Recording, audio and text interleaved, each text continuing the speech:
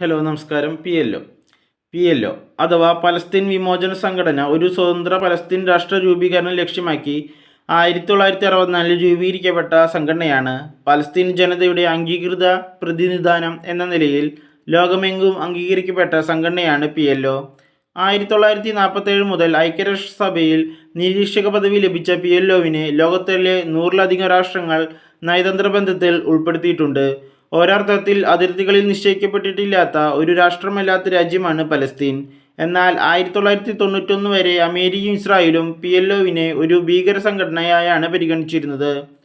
1993 സമാധാനപരമായി നിലനിൽക്കാനുള്ള ഇസ്രായേലിൻ്റെ അസ്തിത്വം അംഗീകരിച്ച PLO സ്വതന്ത്ര പലസ്തീൻ രാജ്യം രൂപീകരിക്കാൻ അക്രമവും ഭീകരവാദ പ്രവർത്തനങ്ങളും മാർഗങ്ങളായി സ്വീകരിക്കില്ലെന്ന് പ്രഖ്യാപിച്ചു.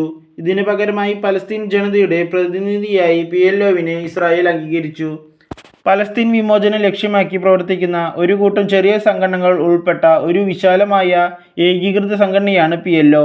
അതിൻ്റെ നിയമനിർമ്മാണ സഭയാണ് പലസ്തീൻ ദേശീയ സമിതി. ദേശീയ സമിതി തിരഞ്ഞെടുക്കുന്ന 18 പ്രതിനിധികൾ ഉൾപ്പെട്ട നിർവഹണ സമിതി അഥവാ എക്സിക്യൂട്ടീവ് കമ്മിറ്റിയാണ് പ്രധാന തീരുമാനങ്ങൾ എടുക്കുന്നതും നടപ്പിലാക്കുന്നതും.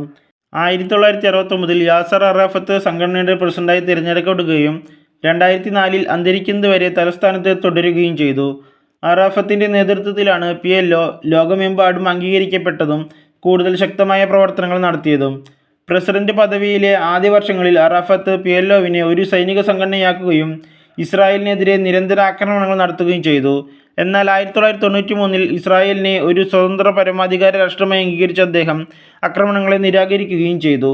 1974 November 15 Yasser Arafat UN general അസംബ്ലിയിൽ നടത്തിയ ചരിത്രപ്രസിദ്ധമായ ദീർഘപ്രസംഗം അവസാനിപ്പിക്കുന്നത് ഇങ്ങനെയാണ്: ഇന്ന് ഞാനിവിടെ വന്നിരിക്കുന്നത് ഒരു കൈയിൽ ഒലിവ് മരക്കൊമ്പും മറുകൈയിൽ ഒരു സ്വതന്ത്ര സമരഭടൻ്റെ തോക്കുമായാണ്.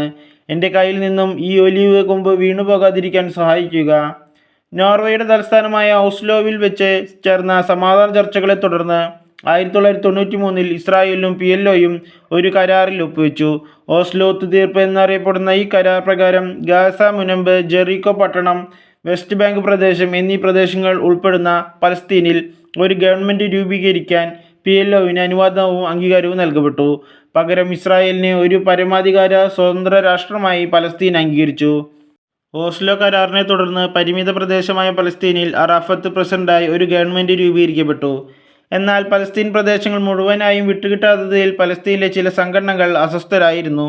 2012 നവംബറിൽ UN പൊതുസഭ പലസ്തീൻ്റെ പദവി ഉയർത്തുകയും അതിനെ അംഗമല്ലാത്ത നിരീക്ഷണ രാഷ്ട്രമാക്കി മാറ്റുകയും ചെയ്തു.